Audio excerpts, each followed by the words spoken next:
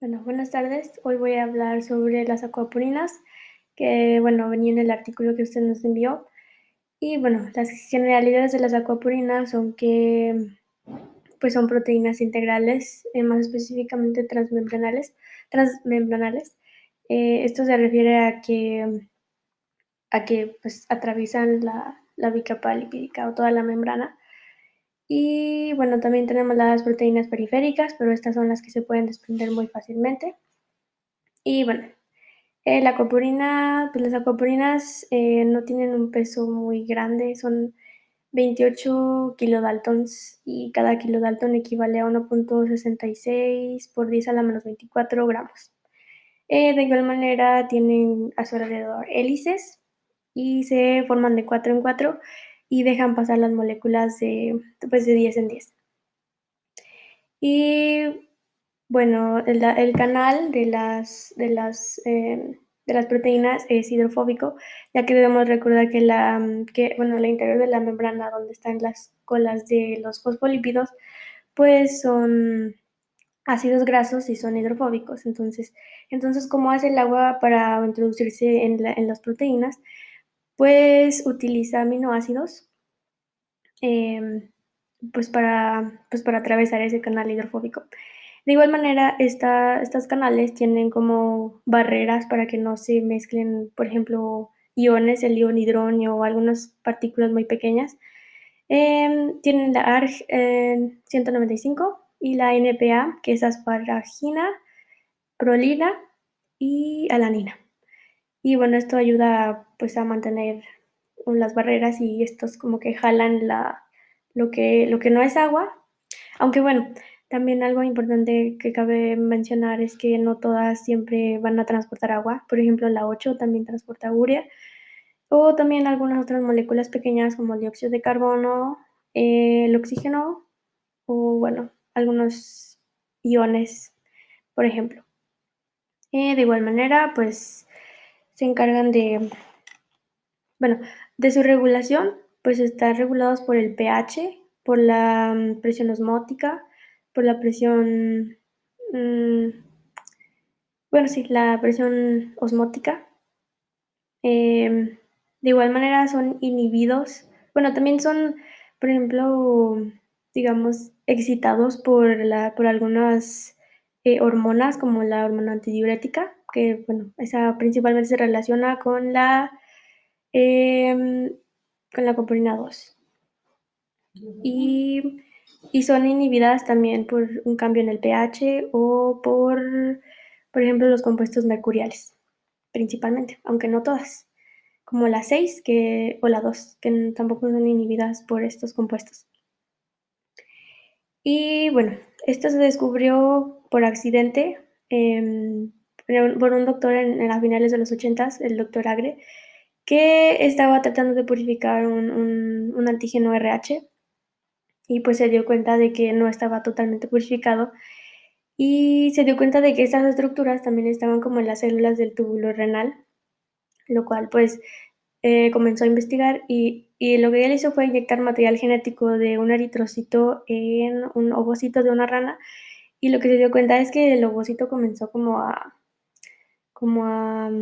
absorber mucha agua a tal punto que pues sí explotó. Y pues así es como se descubrieron y la primera en ser descubierta fue la acuapurina 1.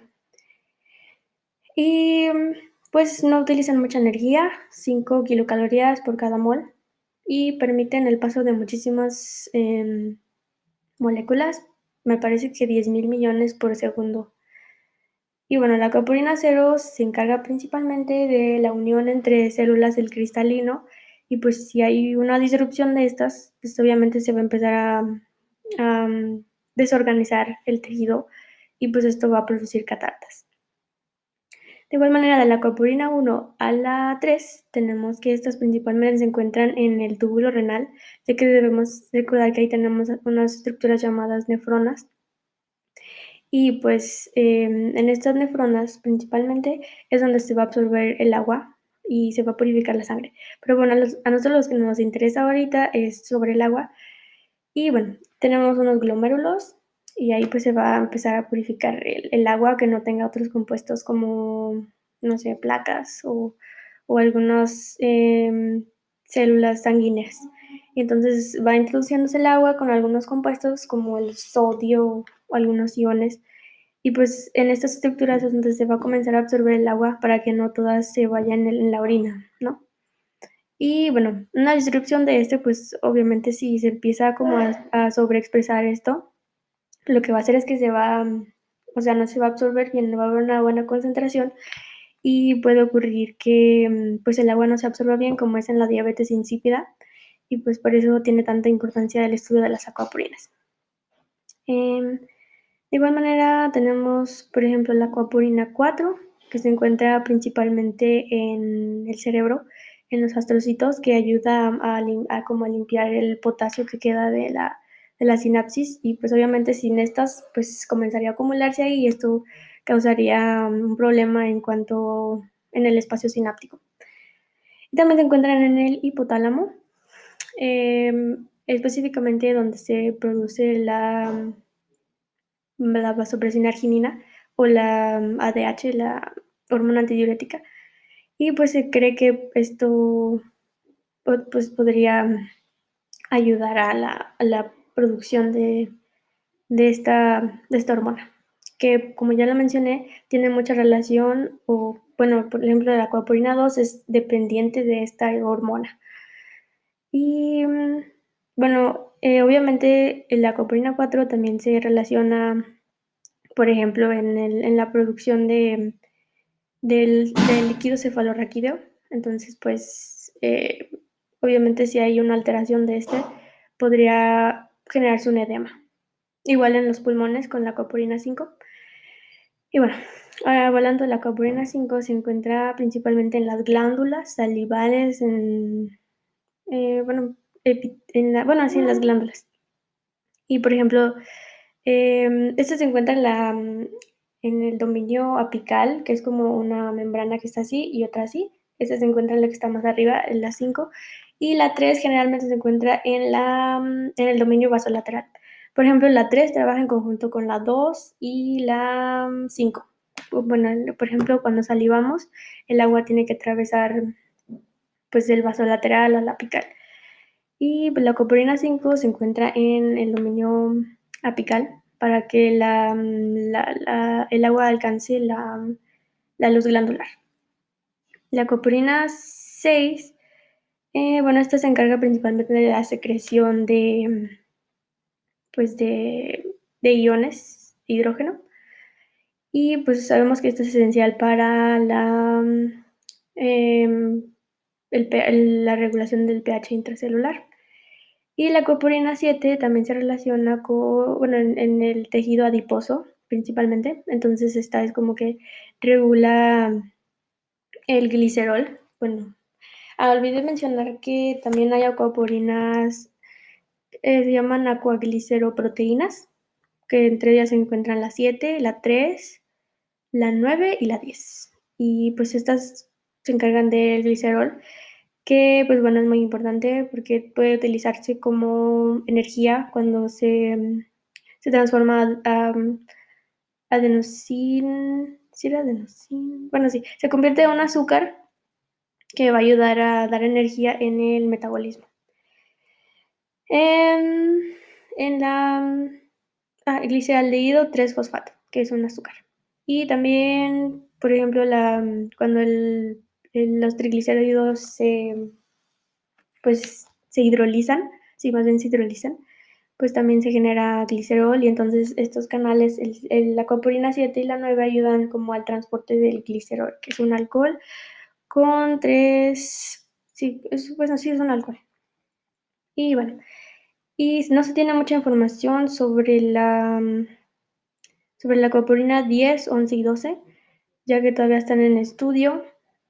Y bueno, este artículo nos destaca la importancia del estudio de estas acuaporinas, de estas proteínas, ya que, por ejemplo, pues están involucradas, por ejemplo, en la generación de una enfermedad que, por ejemplo, afecta el nervio óptico y y que pues puede dañar el sistema nervioso.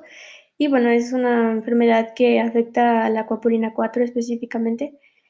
O por ejemplo, el cáncer, que se ha demostrado que la acuapurina 1 tiene como un efecto en la metástasis pues sí, de la proliferación de las células. Y bueno, esto tiene una gran importancia y pues se le está dando seguimiento y un estudio profundo. Y bueno, respondiendo a las preguntas, ¿cuáles son las propiedades las propiedades químicas de la membrana? Pues son las asimetrías, que es como una diferencia en la cantidad de lípidos de una capa y de la otra, ya que la membrana tiene 2 capas. Y también la semipermeabilidad, que pues es, como ya lo mencioné, por ejemplo, la coprina 8 es permeable a la urea, es decir, que deja pasar la urea. Y hay otras canales proteicos que no son permeables a ciertas sustancias. Entonces, semipermeable es que es selectiva, o sea, deja pasar a unas y a otras no. Fluidez, sí, sí, ya, fluidez.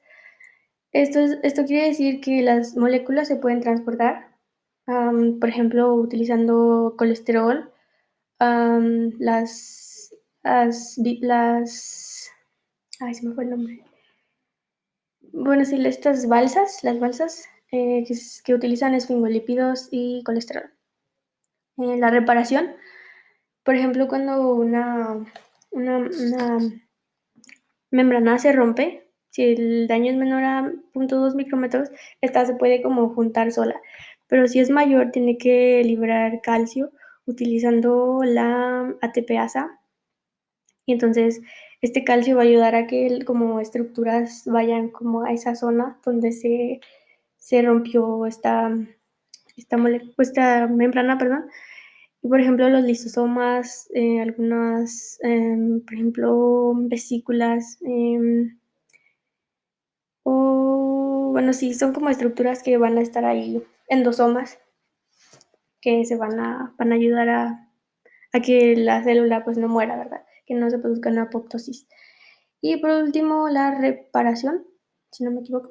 Y es cuando la célula pues tiene que producir, por ejemplo, lípidos o algunas estructuras, por ejemplo, proteínas los lípidos se sintetizan en el retículo endoplasmático liso, endoplásmico, y pues esto va a ayudar a que la célula pues no quede vulnerable, ¿no? Entonces, eso es todo. Gracias.